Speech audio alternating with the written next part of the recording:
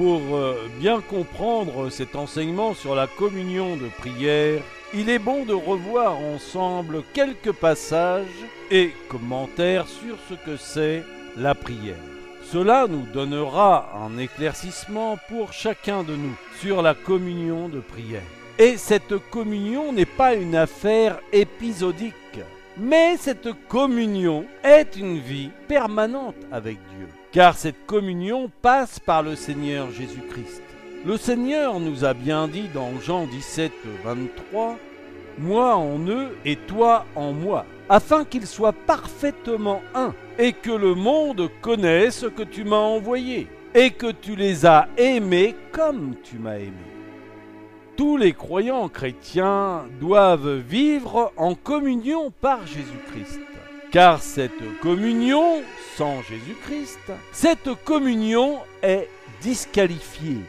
Car Jésus nous dit aussi dans Jean 14, 6, Jésus lui dit « Je suis le chemin, la vérité et la vie. Nul ne vient au Père que par moi. » Par ce passage, Dieu, par Jésus-Christ, balise la légalisation de cette communion de prière. Car la prière est la vie de Jésus-Christ. C'est pour cela, il est dit dans Jean 15, verset 7, « Si vous demeurez en moi et que mes paroles demeurent en vous, demandez ce que vous voudrez, et cela vous sera accordé. » Demeurer en lui, c'est vivre cette vie de prière.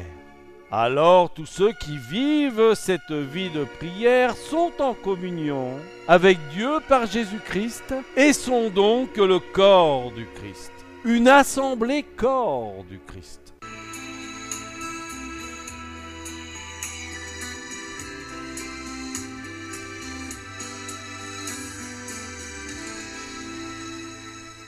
Communion de prière.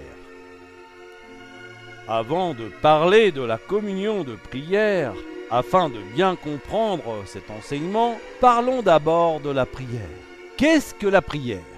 Pour répondre à cette question, voyons ensemble ce que la parole de Dieu nous dit dans 1 Thessaloniciens 5, verset 17. Priez sans cesse. La parole de Dieu dit « priez sans cesse ». Sans cesse, cela veut dire sans s'arrêter, sans interruption. Ici, la prière dans ce passage, la prière est comme le sang. Le sang dans l'organisme humain circule sans cesse. Il ne s'arrête pas. Si le sang s'arrête de circuler dans l'organisme humain, le corps perd la vie et meurt. Comme le sang est la vie, la prière aussi est la vie de la prière. C'est pour cela on ne va pas à la prière, mais on vit la prière. La prière, c'est la vie de Jésus. La prière, c'est Christ. C'est comme le culte. On ne va pas au culte, mais on exprime le culte, car le culte est l'expression d'amour. Les deux ensemble, la prière et le culte, définissent la vie et la conduite de Dieu. 1 Pierre 1, versets 15 et 16. Mais puisque celui qui vous a appelé est saint, vous aussi soyez saints dans toute votre conduite. Selon qu'il est écrit, vous serez saints car je suis saint. Dieu, notre Père adoptif, nous ordonne à adopter sa conduite et l'imiter, tout comme le Christ qui nous a donné l'exemple lui-même. Éphésiens 5, versets 1 et 2. Devenez donc les imitateurs de Dieu, comme des enfants bien-aimés, et marchez dans la charité, à l'exemple de Christ, qui nous a aimés et qui s'est livré lui-même à Dieu pour nous, comme une offrande et un sacrifice de bonne odeur. Le comportement, la conduite et l'attitude de l'enfant de Dieu doivent refléter la personnalité de Dieu son Père à l'exemple de Jésus.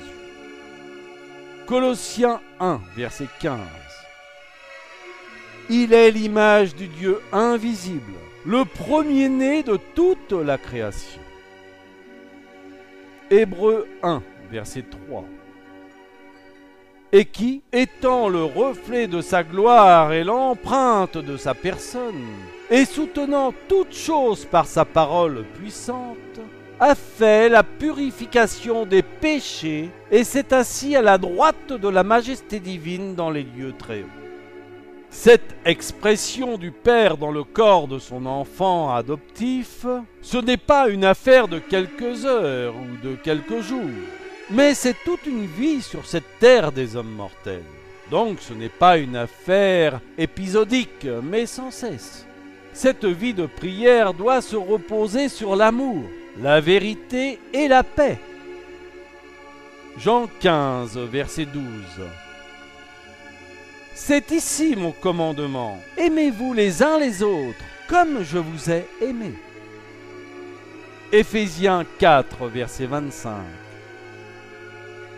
C'est pourquoi renoncez au mensonge et que chacun de vous parle selon la vérité à son prochain, car nous sommes membres les uns des autres.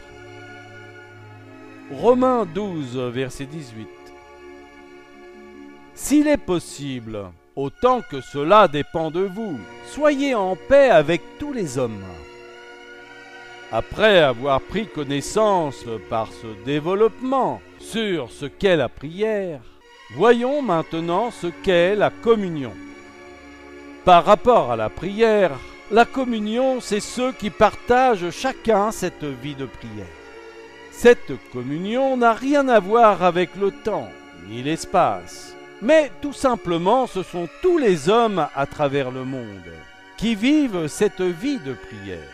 Ceux qui expriment le culte et imitent Dieu à l'exemple de Jésus. Tous, c'est-à-dire tous les frères et sœurs, ceux-là font partie du corps du Christ.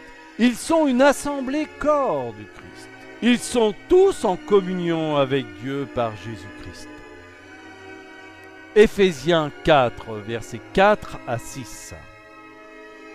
Il y a un seul corps et un seul esprit, comme aussi vous avez été appelés à une seule espérance par votre vocation. Il y a un seul Seigneur, une seule foi, un seul baptême, un seul Dieu et Père de tous, qui est au-dessus de tous, et parmi tous, et en tous. Tous parlent le même langage spirituel, car ils sont tous de la même maison, la même race, la race de Dieu. En eux habite l'esprit d'adoption de Dieu le Père par Jésus-Christ. Ils sont séparés du monde. Tout en étant dans ce monde, ils ne sont plus de ce monde. Jean 17, verset 16. Ils ne sont pas du monde, comme moi je ne suis pas du monde. Jean 15, verset 19. Si vous étiez du monde, le monde aimerait ce qui est à lui. Mais parce que vous n'êtes pas du monde, et que je vous ai choisi du milieu du monde, à cause de cela le monde vous haït. 1 Corinthiens 2, versets 12 à 16. Or nous n'avons pas reçu l'esprit du monde, mais l'esprit qui vient de Dieu, afin que nous connaissions les choses que Dieu nous a données par sa grâce. Et nous en parlons, non avec des discours qu'enseigne la sagesse humaine, mais avec ceux qu'enseigne l'esprit, employant un langage spirituel pour les choses spirituelles. Mais l'homme animal ne reçoit pas les choses de l'esprit de Dieu, car elles sont une folie pour lui, et il ne peut les connaître, parce que c'est spirituellement qu'on en juge. L'homme spirituel, au contraire, juge de tout, et il n'est lui-même jugé par personne. Car qui a connu la pensée du Seigneur pour l'instruire? Or nous avons la pensée de Christ. Acte 17, versets 17 à 31. Il s'entretenait donc dans la synagogue avec les Juifs et les hommes craignant Dieu, et sur la place publique chaque jour avec ceux qu'il rencontrait. Quelques philosophes, épicuriens et stoïciens se mirent à parler avec lui. Et les uns disaient « Que veut dire ce discoureur ?» D'autres, l'entendant annoncer Jésus et la résurrection, disaient « Il semble qu'il annonce des divinités étrangères.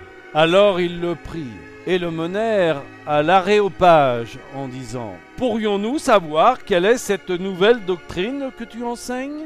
Car tu nous fais entendre des choses étrangères. Nous voudrions donc savoir ce que cela peut être. » Or, tous les Athéniens et les étrangers demeurant à Athènes ne passaient leur temps qu'à dire ou à écouter des nouvelles.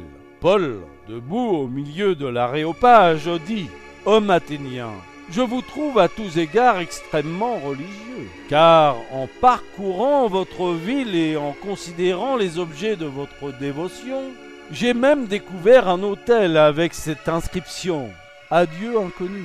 Ce que vous révérez sans le connaître, c'est ce que je vous annonce. Le Dieu qui a fait le monde et tout ce qui s'y trouve, étant le Seigneur du ciel et de la terre, n'habite point dans des temples faits de mains d'hommes. Il n'est point servi par des mains humaines, comme s'il avait besoin de quoi que ce soit. Lui qui donne à tous la vie, la respiration et toutes choses. Il a fait que tous les hommes, sortis d'un seul sang, habitassent sur toute la surface de la terre, ayant déterminé la durée des temps et les bornes de leur demeure. Il a voulu qu'ils cherchassent le Seigneur et qu'ils s'efforçassent de le trouver en tâtonnant, bien qu'il ne soit pas loin de chacun de nous. Car en lui nous avons la vie, le mouvement et l'être. C'est ce qu'ont dit aussi quelques-uns de vos poètes. De lui nous sommes la race. Ainsi donc, étant la race de Dieu, nous ne devons pas croire que la divinité soit semblable à de l'or, à de l'argent ou à de la pierre, sculptée par l'art et l'industrie de l'homme. Dieu, sans tenir compte des temps d'ignorance, annonce maintenant à tous les hommes, en tout lieu, qu'ils aient à se repentir, parce qu'il a fixé un jour où il jugera le monde selon la justice, par l'homme qu'il a désigné, ce dont il a donné à tous une preuve certaine en le ressuscitant des morts. Cette communion est hors temps et hors espace. Cela veut dire que cette communion n'est pas pour quelques jours non plus, située dans un endroit quelconque, mais une communion à vie sur la terre des hommes mortels. Les enfants de Dieu, eux, sont toujours en communion avec le Père en Jésus-Christ. Donc ce n'est plus toi qui vis, mais le Christ qui vit en toi par la foi. Galates 2, verset 20. J'ai été crucifié avec Christ, et si je vis, ce n'est plus moi qui vis, c'est Christ qui vit en moi. Si je vis maintenant dans la chair, je vis dans la foi au Fils de Dieu, qui m'a aimé et qui s'est livré lui-même pour moi. Romains 8, versets 15 et 16. Et vous n'avez point reçu un esprit de servitude, pour être encore dans la crainte, mais vous avez reçu un esprit d'adoption, par lequel nous crions « Abba, Père ». L'Esprit lui-même rend témoignage à notre esprit que nous sommes enfants de Dieu. Ce n'est pas être un enfant de Dieu aujourd'hui et demain être un enfant d'un autre. Il faut faire le choix d'être enfant de Dieu ou de ne pas l'être. Deutéronome 30, verset 19. J'en prends aujourd'hui à témoin contre vous le ciel et la terre. J'ai mis devant toi la vie et la mort, la bénédiction et la malédiction. Choisis la vie, afin que tu vives, toi et ta postérité. Un enfant de Dieu doit imiter, exprimer la vie de son Père par son comportement, sa conduite, son attitude. Cela doit être permanent, c'est-à-dire toute la vie. Alors, dans cette condition, le frère ou la sœur sera toujours en communion de prière. Frères et sœurs, amis en Christ, que le Seigneur vous éclaire.